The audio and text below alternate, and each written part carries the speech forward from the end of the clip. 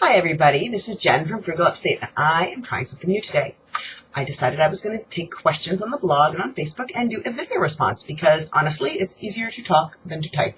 And as anybody who knows me in real life knows, I have absolutely no problem talking for long periods of time without any help from anybody. So, welcome to my home. This is my husband's and my office, hence we're on this side, the gun rack in the back. And I've closed the curtain behind me because it glares. I'm sorry for the glare on my glasses. I really don't know any way to get rid of that. Sorry. If everybody likes these, then we'll do them more frequently because, like I said, I like being on screen. I like talking, and it's actually even easier for me than typing. So I might even get all fancy schmancy and cut the video and the audio apart as well so that there's a video version and a podcast version that people can listen to, download to their iPod and listen to whenever they want. So it's not too presumptuous of me to assume that people might want to listen to me. Anyway, I'm going to go ahead and hit some of the questions. The first question is from Merlene, and her question is, what is the biggest non-frugal splurge you've made in the past couple of years? And she says, I don't mean paying more for quality. We both know that cheapest is not always the best frugal option. I mean full on, no way to justify this as frugal splurge. All right, well, I had to think about this a little bit because, honestly, I can twist just about anything to be frugal. But I'd say there were kind of two things recently that I can say are not frugal. Number one, I was purchasing some items for a conference, and I went to Coldwater Creek, which is a brand I love, but they are not frugal. And, I mean, you can buy some stuff on sale, don't get me wrong. But I really needed something for a conference I was speaking at, and I went in and I got a few items. And one of the items I got was a dress that looked just fabulous on me. Fabulous. And it was a little bit kind of a winey color, wrap dress. I've gained some weight, so it actually looked very nice on me, even though I'm a little pudgy around the middle now. And I kept the tags on it, and I asked the lady because it was a $90 dress. I cannot tell you the last time I spent $90 on a single piece of clothing for myself. Like, never. So I asked her, look, is this, if I don't wind up wearing it, if I take it and it's not necessary, oh, that's right, it was for filming. I was going to be filmed. So I said, if this isn't what the director wants for me to wear, can I bring it back? They said, yes, no problem. They have a great return policy. As long as you have the receipt, you can return it whenever. Fabulous. So I brought it, and the director preferred a different outfit. That was fine. It was for a thing for Walmart that they filmed us for.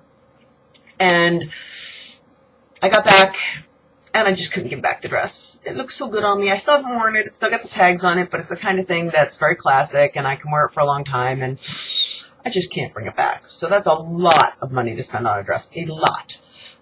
But for something classic, and a classic color and style, I figured, I'll wear it at conferences. I can wear it to a wedding or a fancier night out. It's not like glittery or anything, but a fancier night out. The other thing that I've spent a lot of money on is we went and did our annual wine tour up in the Finger Lakes. And we go camping with friends. It's about 5 families, and it's about 15 people. And we go around to the wineries. And, 3 cases of wine, not cheap. So we will drink it. We will enjoy it. Not a single bottle was like a really super expensive bottle, but it was a lot of money. So you could twist that to frugal. We don't buy wine for the rest of the year. If we're going over to somebody's house, all we ever have to do is go down in the basement, grab a bottle of wine. We're good. It's all stuff we enjoy and like the taste of.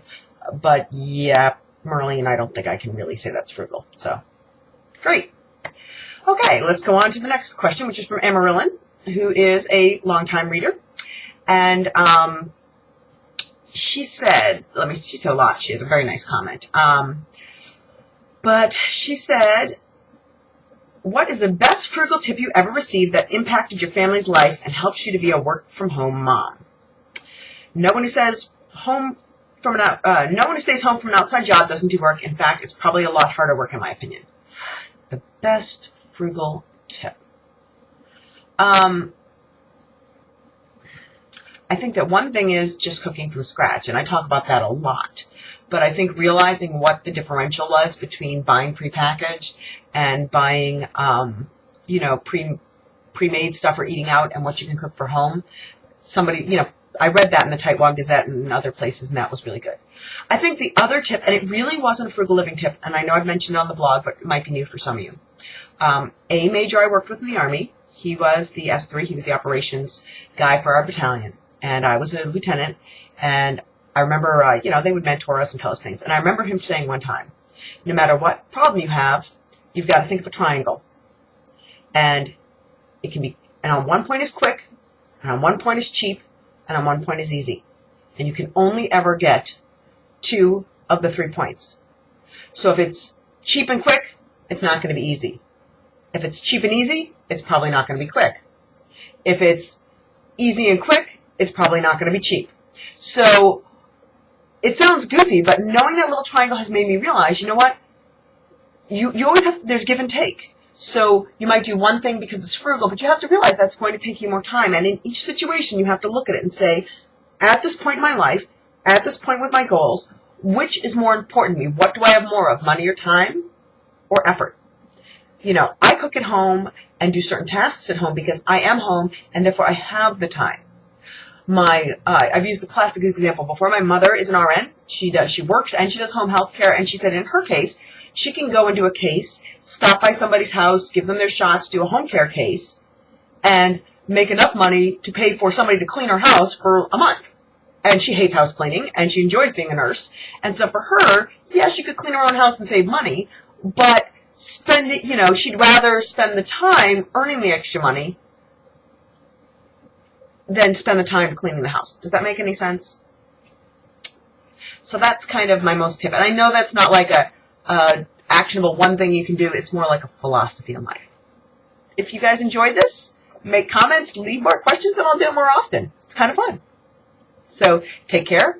And if you're just watching this on YouTube and you haven't been by my blog, make sure you stop by Frugal Upstate, www.frugalupstate.com. It's Frugal Upstate because I live in upstate New York rather than downstate being the city. And, come on by, share your thoughts, ask questions, and start learning about how to live a frugal life.